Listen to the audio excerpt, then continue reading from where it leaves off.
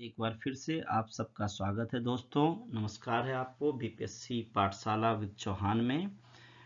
आज हम बिहार राज्य के राजकीय प्रतीक के बारे में जानकारी प्राप्त करेंगे। तो चलिए बिना समय गंवाए राजकीय प्रतीक के बारे में जानकारी। बिहार के राजकीय प्रतीक ये क्या है? जो राजकीय प्रतीक होता है वो किसी भी राज्य या किसी भी राष्ट्र की समृद्ध संस्कृति, उसके इतिहास और उसके प्राकृतिक विविधता को दर्शाते हैं। तो सबसे पहले हम राजकीय चिन्ह की बात करेंगे। तो बिहार का जो राजकीय चिन्ह है वो है दो स्वास्तिकों के बीच स्थित बोधि वृक्ष, जिसके आधार पर ईंटों पर उर्दू में बिहार लिखा है। और ये जो चिन्ह है ये ज्ञान का प्रतीक है। दूसरा राजकीय पशु की बात करते हैं। तो हमारा राजकीय पशु बैल है, जो 2013 से हमारे लिए इम्पोर्टेंट है और बैल ही पढ़ना है राजकीय पशु के रूप में। राजकीय खेल कबड्डी है। राजकीय पुष्प गेंदा है, ये भी 2013 से।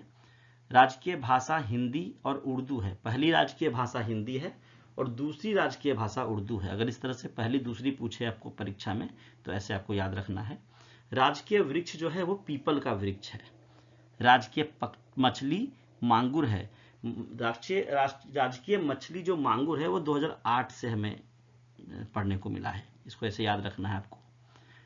राजकीय पक्षी गोरैया है, ये भी 2013 से है। तो राजकीय पशु बैल, राजकीय पुष्प गेंदा और राजकीय पक्षी गोरैया ये 2013 और राजकीय मछली मांगुर ये 2008। अब हम प्रार्थना गीत और राजकीय गीत की बात करते हैं।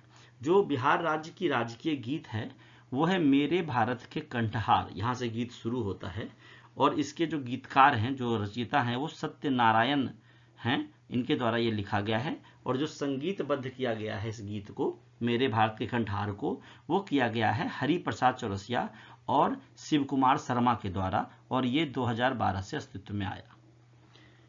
अंत में हमें प्रार्थना गीत के बारे में पढ़ना है। तो जो बिहार का राजकीय प्रार्थना गीत है वो है मेरी रफ्तार पे सूरज की किरण नाज करे। इस तरह से ये स्टार्ट होता है और इसके लेखक हैं M.R. चिश्ती, जो मुजफ्फरपुर के विद्वान हैं।